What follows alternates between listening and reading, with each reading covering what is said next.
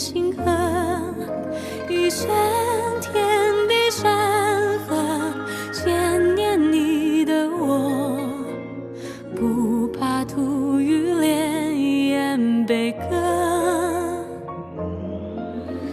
你在前的光影，沿着梦裂破，锋芒涅槃入我，重燃了喜乐，应顿于成海色，紧随你跋涉，不惧相巨浪荆棘波折。你见过我桀骜的、清晰的、赤诚的心，从悲悯里过，带着他的纯和的笑容去奔赴辽阔。每一丝丝、一缕缕金子珠，放在我生命展开银波，它奔腾般喜镌刻。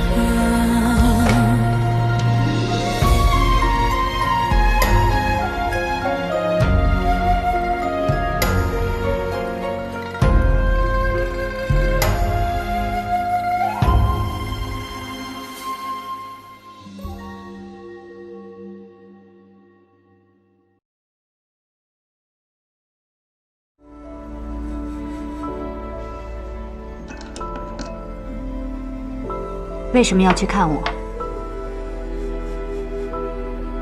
为什么要留我下棋？可高达近30倍乳铁蛋白的皇家美素佳儿，邀您观看《狐珠夫人》。细胞级修护，预约年轻，肌存硒全新璀璨系列，邀您观看《狐珠夫人》。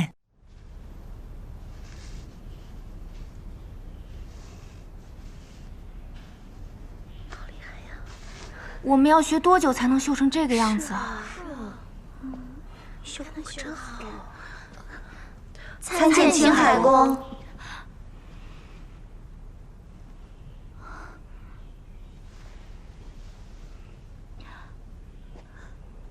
公爷，居点一，我有话跟你说。刘儿，上茶。不必了。点一，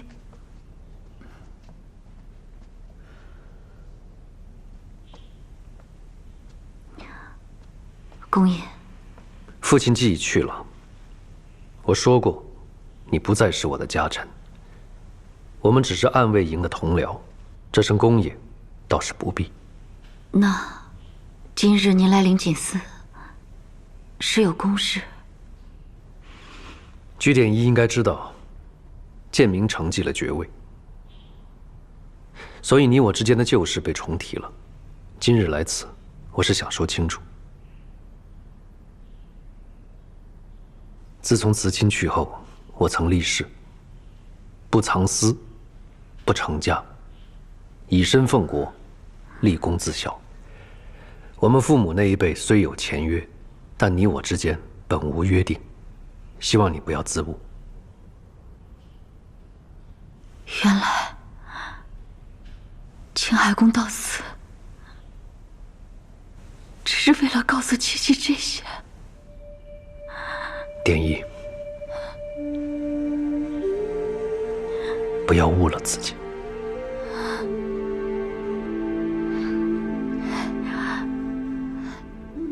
青海公放心，七七都懂。琪琪从来别无他意。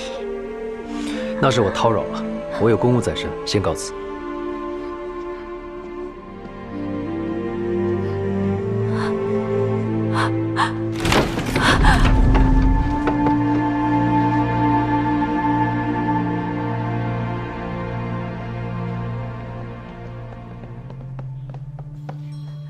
青海公，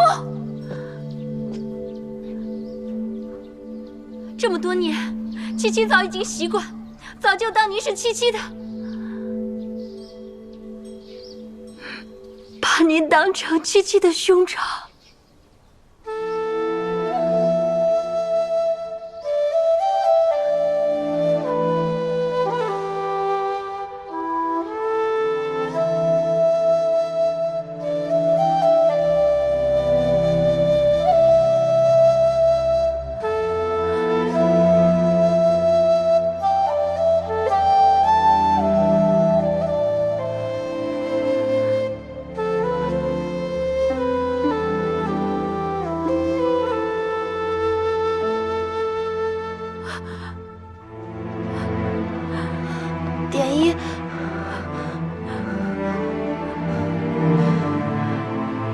要不先回房歇息吧。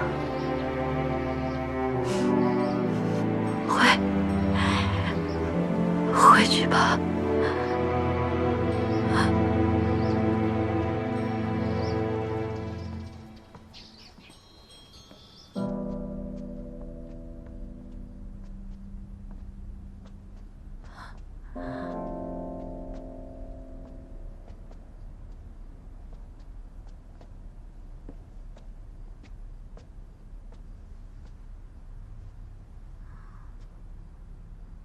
姑姑，您的脸色不太好，要不要刘儿去请医佐过来把把脉？去拿个火盆来。姑姑，您要做什么？是冷吗？火盆。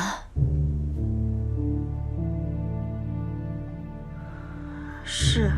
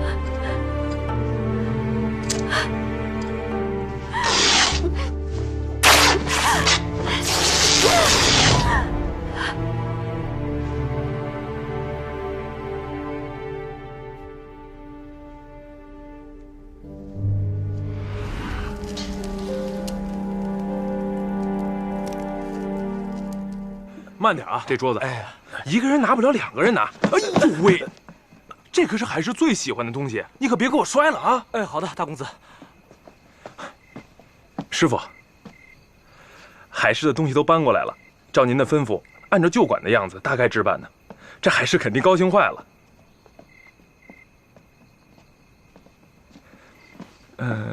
师傅，徒儿有一事不解。海市说，您之前让他留在旧馆，是为了方便办您的婚事，而后又说不用让他办您的婚事了。这现在他所有的东西都搬进了昭明宫，这3番2次的，是为何呀？是他想多了，很多话我都未曾说过。我未曾说过，那又是为何？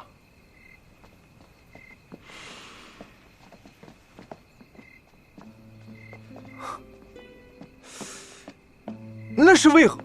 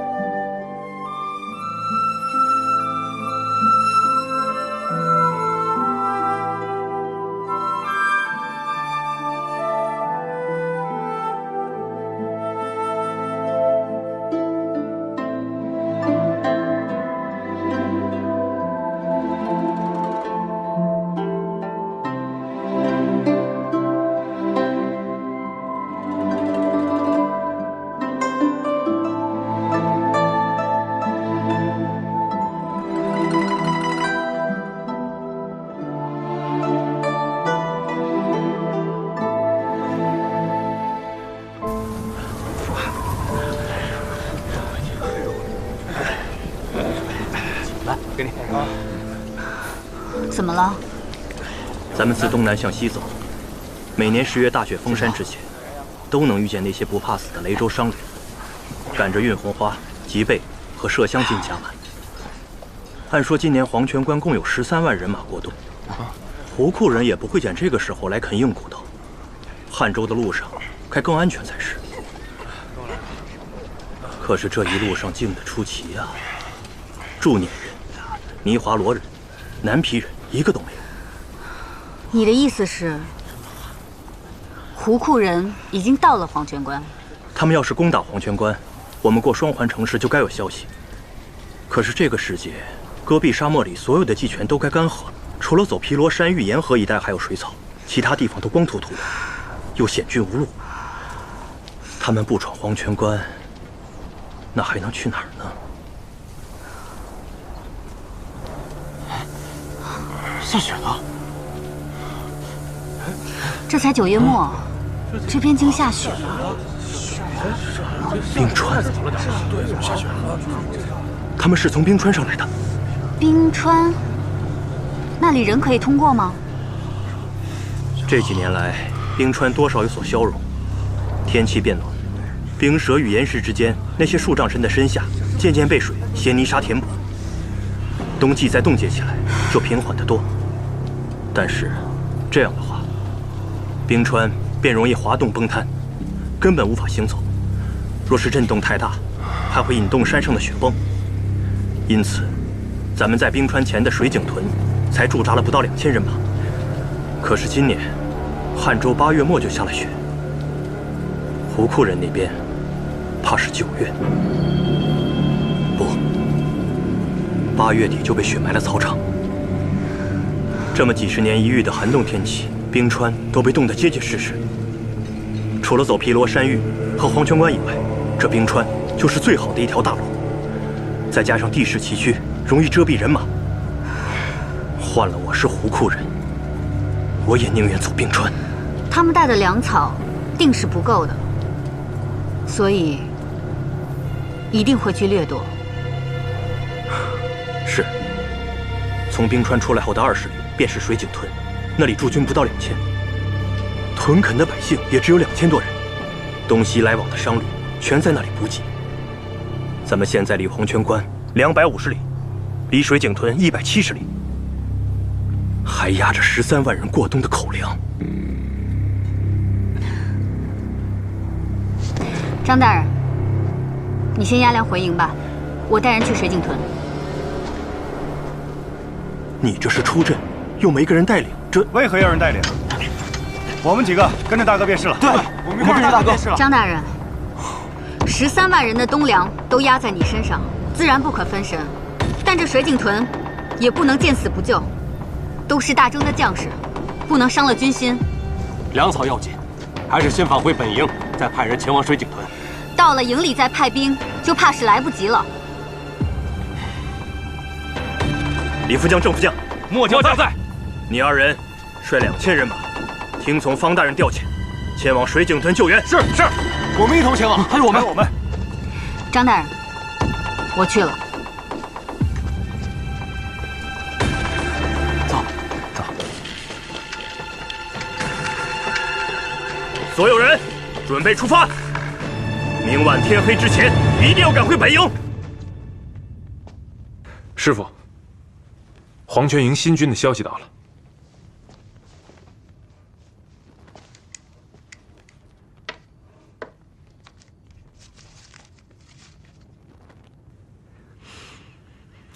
新军已经到达了汉州的戈壁，再过2日就到黄泉关了。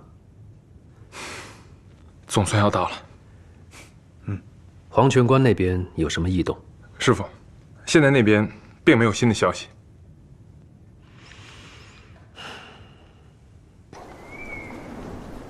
汤将军，张大人，福大人，黄泉营新兵与过冬粮草均已安全抵达。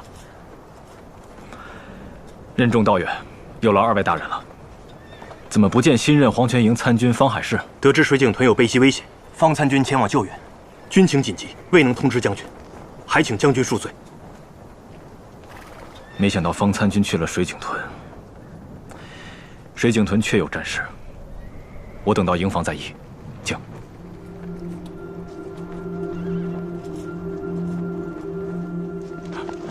汤将军，汤将军，水井屯战况如何？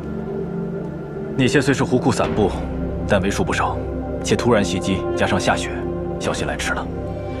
主营刚刚得到消息，正在谋划，只是按照胡库人的疯狂程度，这会儿水井屯怕是已经被夷为平地了。再者，沿途道路冰川结冰，其他消息还尚未送达。若胡库人是声东击西，主簿意在袭击黄泉营，黄泉关怕也是一场恶战。如此，便只能弃车保帅，放弃水井屯，先守住黄泉关了。大征国土，寸土不让，更何况有2000驻军。方大人前往救援去了，倘若放弃，损失重大不说，日后谁敢去水井屯屯兵？谁敢为大征守边效力？张大人所言极是，可黄泉关与水井屯孰轻孰重，应该不问自知吧？更何况水井屯与黄泉关相隔甚远，即便现在狂驰前往，剩下的恐怕也只有废墟了。不必争了，汤某觉得张大人说的对，大征国土，寸土不让。本将军立刻派2名副将率其部众驰援水井屯。汤将军，这报！禀报将军，哨兵传来消息，有一路人马向着营地方向疾驰而来。可曾看清所属？打着大征的旗号，为首的是一员小将，看穿着应该是参军。是方参军。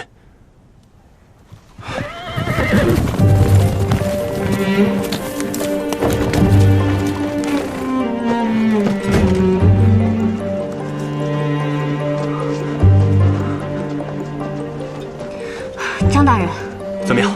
水井屯的胡库人暂时退了，3200多胡库人逃了大半，其他的不肯降，好不容易留下20多个活口。现在水井屯的人正在忙着掘壕沟，守备不足，还想回来讨些人手。汤将军，这位便是方参军。方大人年少英勇，我与他在居北镇见过。黄泉营参军方海士参见汤将军。陆副将、陈副将，在。你2人即刻率所属前往水井屯，驰援水井屯驻军行事。是。汤将军，水井屯形势紧急，末将也可以一同前往。有陆副将和陈副将就够了。待到壕沟挖好，冰川这一条路也算是堵上了。你不必再去水井屯，就留在营中，关上正是用人的时候。汤将军，整日奔驰作战，还请将军为我后面马上要赶到的兄弟们准备些汤食，尽快疗伤。方参军虽然年轻，忠勇善义，却得到青海公的真传。来人，为这些兄弟们准备汤食、诊治。是。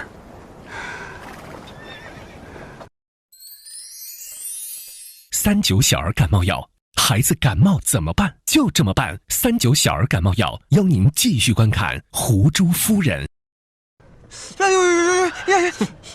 就那么点伤，还叫呢？没事。这么戳你不疼啊？你不疼啊？瞧人家水井屯的小样，我怎么了？啊，我什么样啊？你自己心里没点数啊？我也受伤了，我。诸位，汤将军来看望大家了。汤将军，方大人，不管伤势轻重，一视同仁。这些都是为大征国土洒过鲜血的人，日后还要为大征效力，不可轻待。是。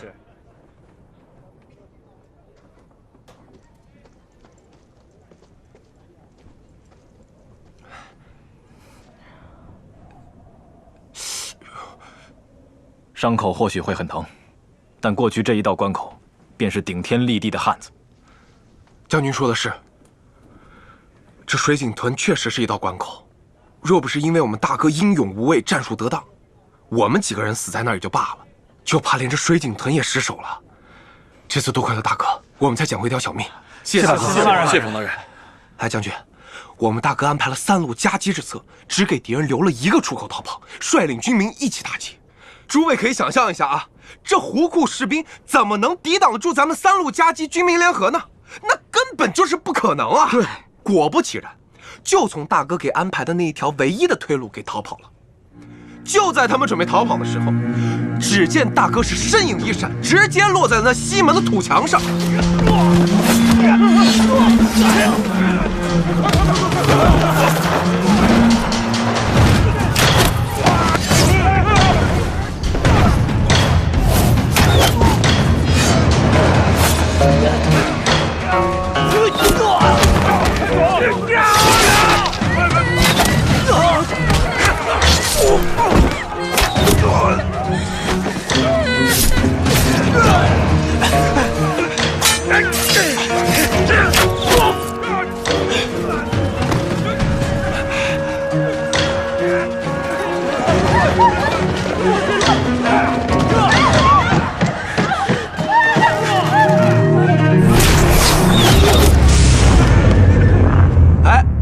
咱回头看咱们水井屯，恨不得是锣鼓喧天，鞭炮齐鸣，旌旗招展。将军，总之，我们是在大哥的带领下，赶走了胡库人，夺回了水井屯。我看你啊，打仗是没那么生龙活虎，这会儿倒绘声绘色了。你呀，就不该来参军，应该去说书。不是，我怎么了？不是，我说的都是真的呀，是不是？对啊。若不是事实啊，早就把你嘴给堵上了。好了好了，别说了。好，方大人英勇，诸位也都是热血男儿，军中精英。我已分派了伙头，杀了羊，做了饭，今夜为大家接风，庆功。好。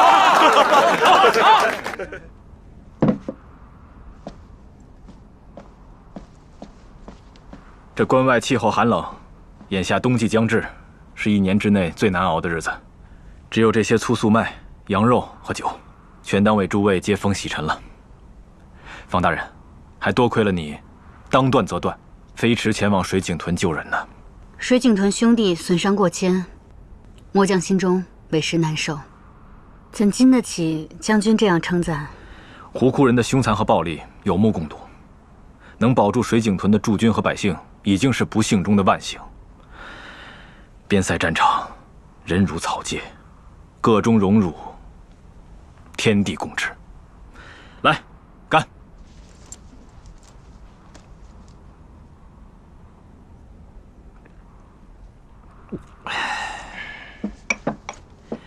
请。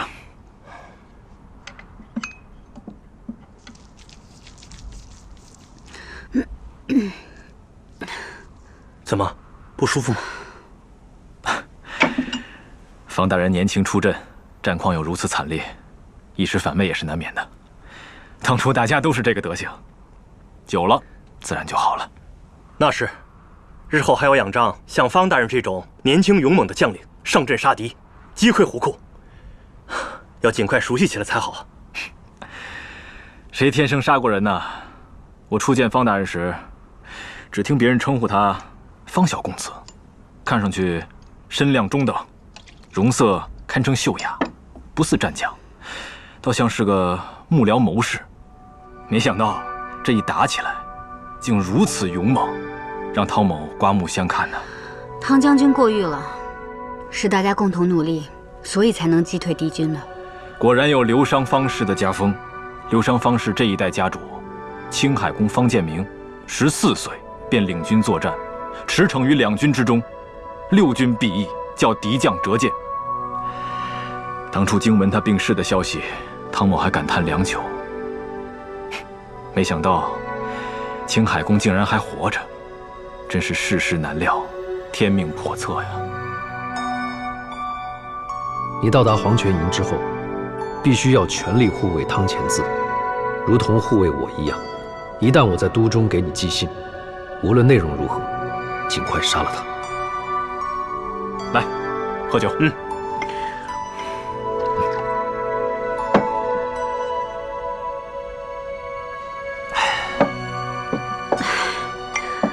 可不是嘛，天命叵测。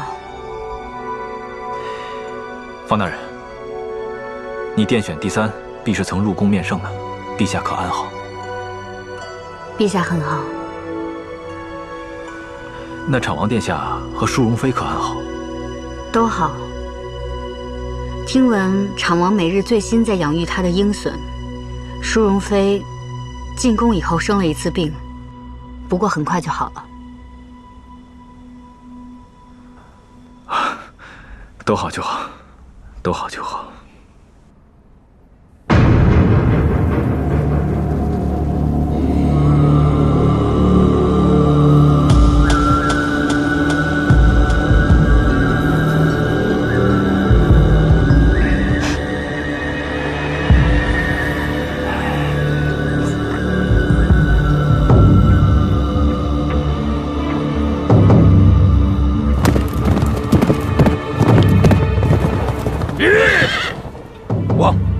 还在抢修冰川下的壕沟，好像完全没有发现咱们已经沿着冰川悄悄来到了这边。还是多路的主意有用。声东击西，不过3000人攻击水井屯，就遮掩了整个湖库左部的潜入。只要我们小心一些，再小心一些，黄泉关就是我们的了。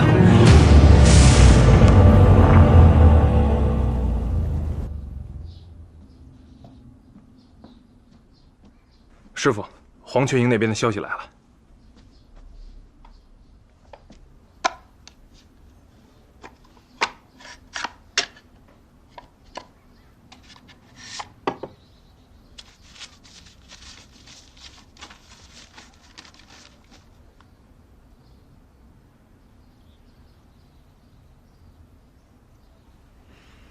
看来是有人故意切断湖库那边的消息线，原来是有内奸。师傅，汉州一带消息线需要尽快填补，倘若消息再有延迟，只怕会付出更大的代价。这次海氏迎难而上，保住了水井屯，下一次只怕会带累黄泉关。此事要详加部署。表面上我们是要填补新的消息线，实际上，你要不动声色地安插其他的内线，两边分单线进行，不可交互。不可走漏风声，新的细作线由你来掌控，静待时机，引蛇出洞。是，徒儿这就着手去办。师傅，海师那边，我要不要跟他讲一下？我担心他一。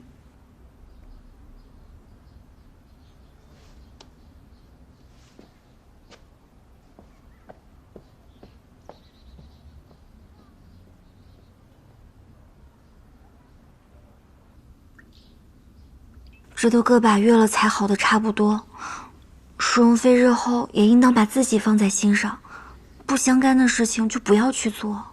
这回婢子说的有道理，上次在南宫我算是看出来了，这陛下虽然喜怒难测，但只要稍微温顺一些，你也未必不能在宫中求存。毕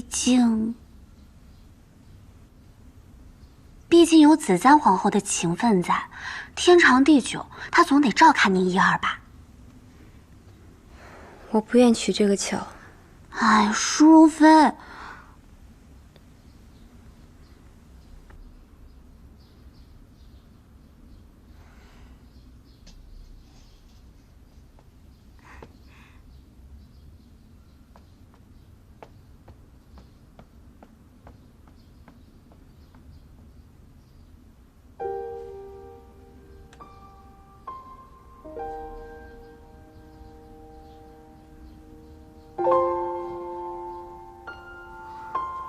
舒文妃可是想小乖了，也不知道这皇帝怎么想的，兔子也不让养，小乖在玉安宫也没招惹他呀。留在玉安宫未必是好事。幸好有穆内官，我听说小乖如今是几个内官在照料，他们料理的也很仔细的。淑容妃，婢子姑娘借不说话。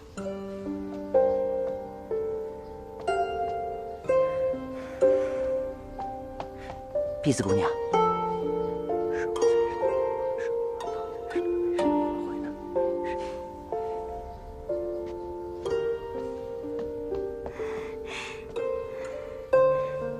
舒文妃，打听到了，如何？小方大人已经随军到达黄泉关，路上还顺路去了趟水井屯，率军不过2000，击退了湖库3000多人，保住了水井屯，首战告捷。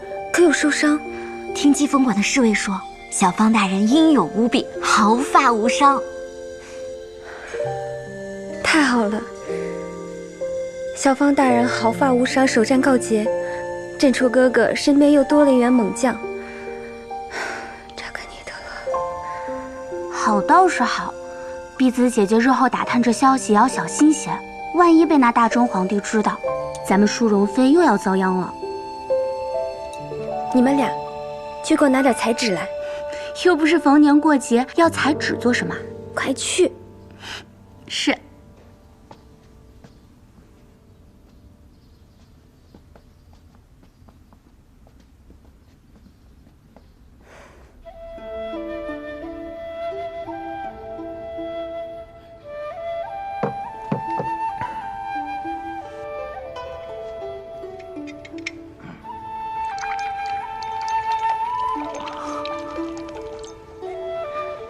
陛下，这今儿的菜不合口吧？要是不合口，炉子上还煨着麂子肉和蛋粥。不必了，再去温一壶酒。陛下，您还是少喝点吧，饮酒过量恐伤及五脏啊。奴婢多嘴。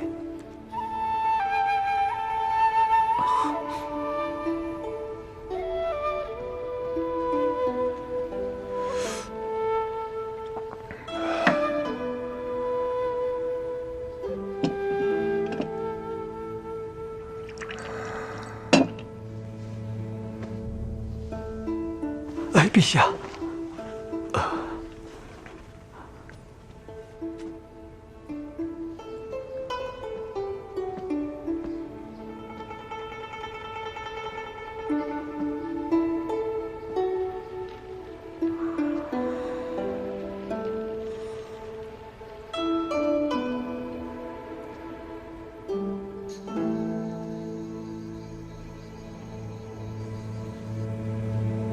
楼上请，参阅下联经。祈请龙尾神保佑大家明年都可以平安、健康、快乐。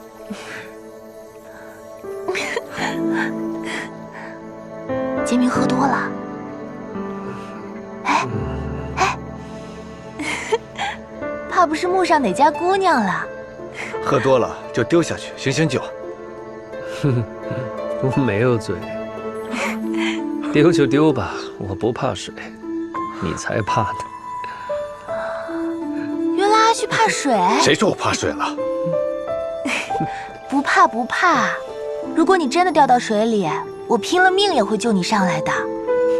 你不是没喝多吗？我们接着喝呀。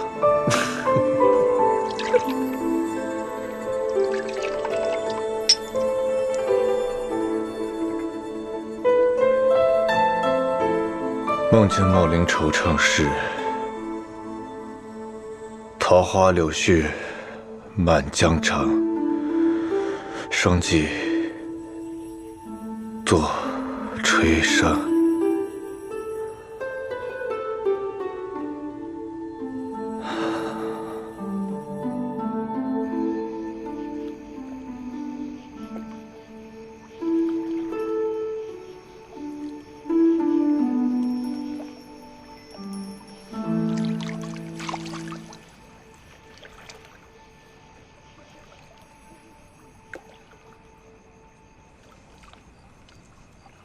淑容妃还是快些吧，若是被发现，恐怕又要生事了。最近边关战事吃紧，陛下政务繁忙，脱不开身。旁的人更是不会管咱们的闲事儿。再说这双平湖地处偏僻，人迹罕至，你们就放心吧。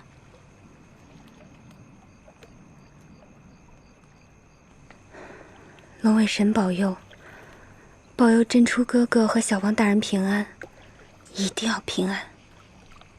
陛下，您小心点儿啊！这脚底下别打滑啊！哎，陛下，哎呦，哦，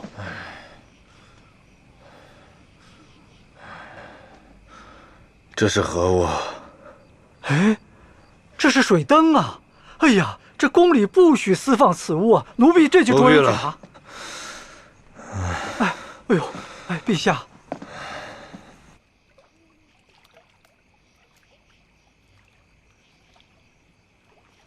供奉龙尾神的香叶酒呢？啊，我忘了，提喝蜡亭子里了。我陪碧红去取吧。好，快去。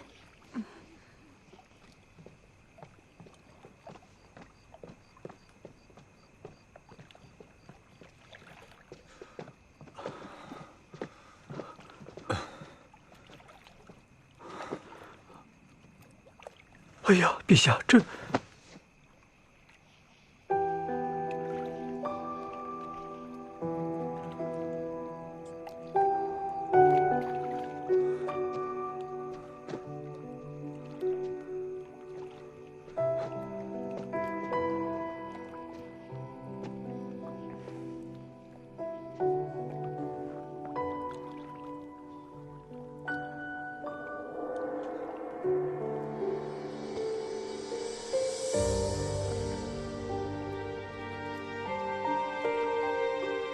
子簪，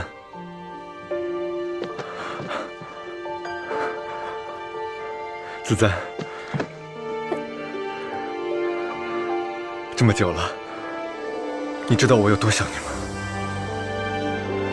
陛下，能不能不要走？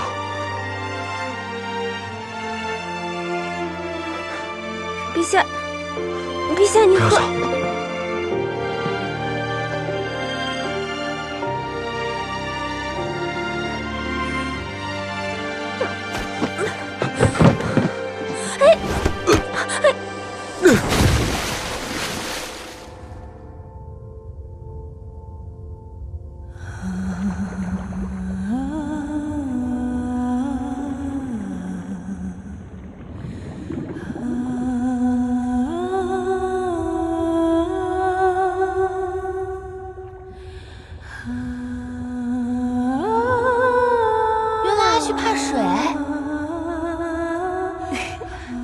不怕，如果你真的掉到水里，我拼了命也会救你上来的。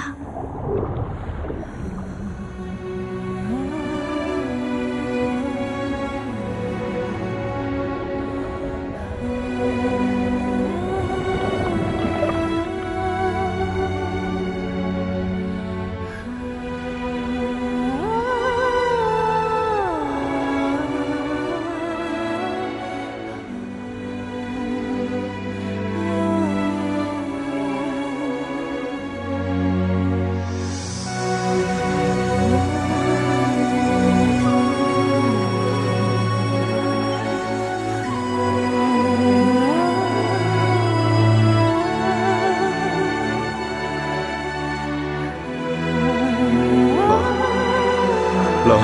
不冷了，盖好被子，一会儿就暖和过来了。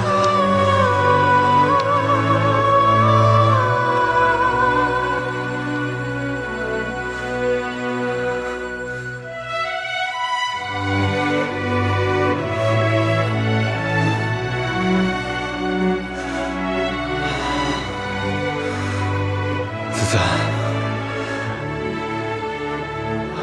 我好高兴。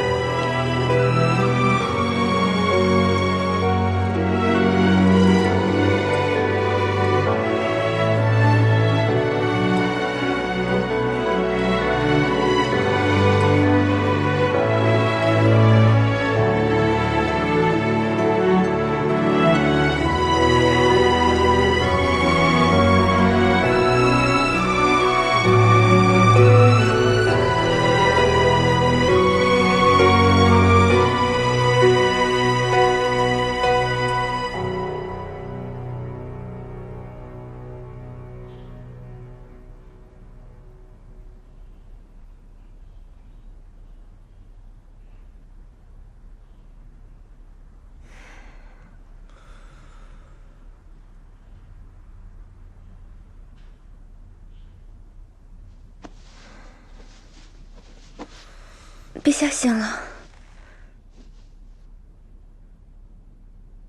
你怎么在这儿？昨日陛下不小心落水，受惊着凉，且木内官让我留下，臣妾便陪着。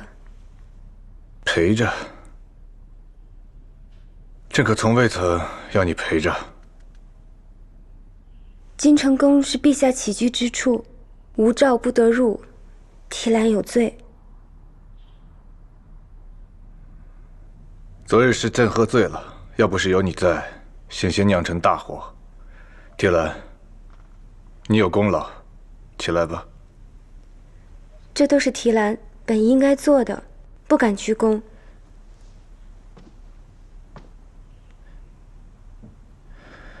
朕一向赏罚分明，更不想欠别人的人情。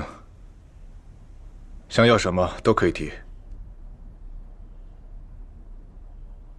蒙陛下恩顾，自从回到玉安宫，吃穿用度并未减薄臣妾，日子过得很好，体量很知足。眼下最要紧的是请御医来给陛下请平安脉。陛下呛水了，容易着凉，千万别生病才好。朕无妨，倒是你，怎么还穿着昨日的衣裳？穆德庆呢？就不能给你找一身干衣裳换了吗？不怪内官，臣妾原本是想等陛下睡安稳了再去更衣，没想到自己却先睡着了。退下吧，记得让他们给你熬几副药。这2日别出门了，好好将养。是。慢着。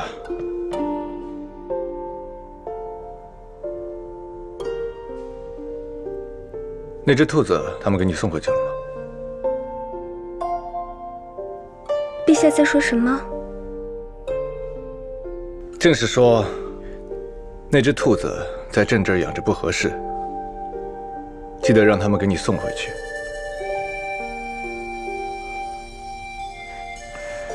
不必跪了。谢陛下，谢陛下体恤。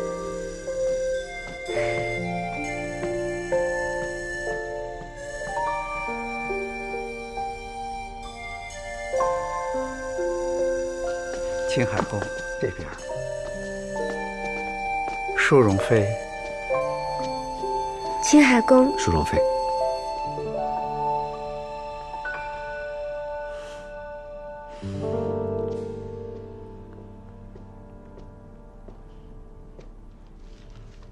陛下。谁？青海宫求见。进来吧。是。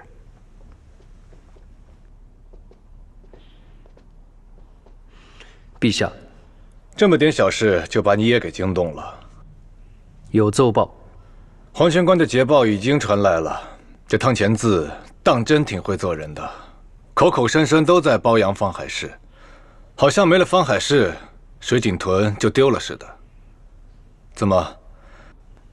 你这么快过来，不是看朕，是为了给方海市讨赏？臣今日过来，是想跟陛下商讨如何加强汉州的细作网线和黄泉关的安危部署。现在边疆未稳，臣认为湖库对水井屯的一战，不是表面那么简单。你是担心黄泉关，还是担心你那个爱徒方海市啊？朕知你已着手派人处理一事细作，可曾有何风声？现在还没有确凿的证据。细作的消息如何传出去，还需要查实。汉州一带的细作网线一直都是七七在负责，这阵子也劳累他了。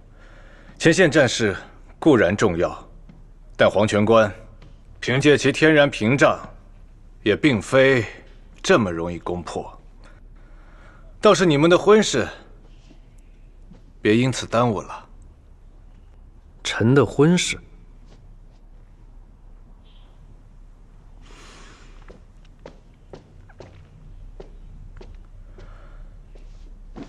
方海市领命前往黄泉关时，朕告诉他要给你和七七赐婚，他没告诉你吗？臣无意成婚，也不要再提，以免误了居典仪的终身。什么无意成婚？方建民，七七待你不薄，难道你想让整个天启城和皇宫的人都看他的笑话吗？臣意已决，请不要再勉强。除了黄泉关之外，程赫然那边已经3番上书，称吐火虏与泥华罗已然连纵。臣恐将来西南不稳，公事繁忙，臣日夜脱不了身，请陛下以社稷为重，不要再勉强见明。朕算是听明白了。好，那即日起，负责湖库新眼线填补一事，就全权交由居典一处理。陛下，你不是事务繁忙，脱不了身吗？那好啊，你就把手上的事情放一放，免得到时候有人议论，说朕苛刻陈宫。现在情报之事还没有查出来，有可能是人为，也可能是偶然。如若真的是人为的话，我明敌暗。还有，居典一有演技。怎么，你现在在意七七的演技了？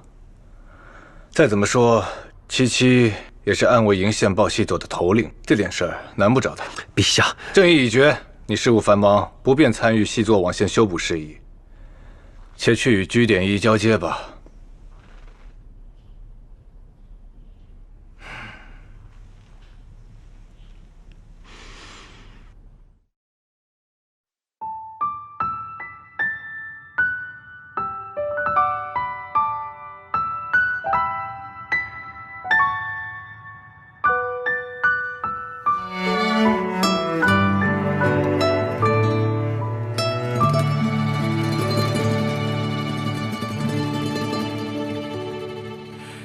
因我义无旁骛之问，一时分寸的针妥帖我们。凉风细月推朱门，空荡不恨。这现实安稳，太适合牺牲。缄默一万列的天真，集中用伴隐忍，浪费余生。时光再蛮横，也要百尺子骨骼。思念倒不必借你回忆来傍身。当时风华纷纷，应是好时辰。何故要端坐风月里孤身？想再丹青的城，篝火令笔墨的人，不肯用灵魂相认。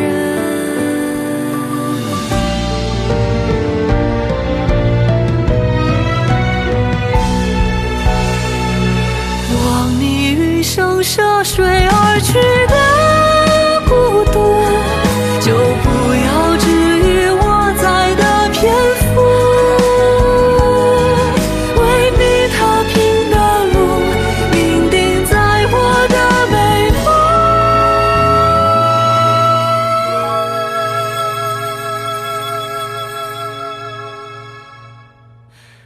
落成生动